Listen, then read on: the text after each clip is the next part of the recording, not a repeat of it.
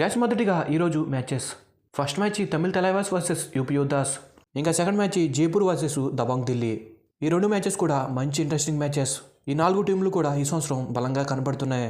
మరి ఇంకా ఈ మ్యాచెస్లో ఎవరు గెలుస్తారన్న విషయంకి వచ్చేస్తే మేబీ ఫస్ట్ మ్యాచ్ రసవత్రంగా జరిగి తమిళ తలైవాస్ గెలుస్తారనుకుంటున్నా. ఇంకా సెకండ్ మ్యాచ్ కూడా పోటాపోటీ మ్యాచ్. సెకండ్ మ్యాచ్లో మేబీ జైపూర్ గెలుస్తారనుకుంటున్నా. ఈ రెండు మ్యాచెస్ కూడా చాలా టఫ్ మ్యాచెస్ కాబట్టి ఎవరు గెలుస్తారన్నది చెప్పడం చాలా కష్టం. మరి మీరు ఎవరు గెలుస్తారనుకుంటున్నారన్నది కామెంట్ సెక్షన్లో కామెంట్ చేసి తెలపండి. ఇంకా మన తెలుగు టైటన్స్ విషయంకి వచ్చేస్తే నిన్న బెంగాల్ వారియర్స్తో మ్యాచ్ గెలవడంతో పాయింట్స్ టేబుల్లో మన వాళ్ళు 5th ప్లేస్ నుంచి టాప్ 2 ప్లేస్లోకి వెళ్ళారు. ఇది మాత్రం మన తెలుగు టైటన్స్ ఫ్యాన్స్ అందరికీ హ్యాపీ మూమెంట్ అని చెప్పాలి.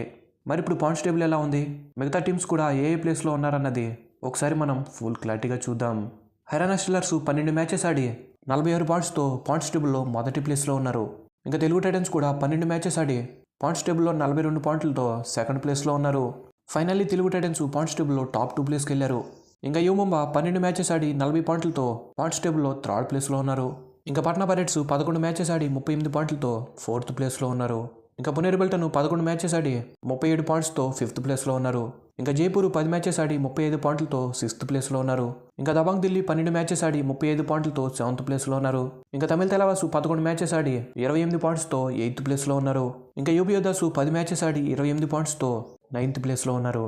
బెంగాల్ వారియర్స్ 11 మ్యాచెస్ ఆడి 24 పాయింట్స్తో 10th ప్లేస్లో ఉన్నారు.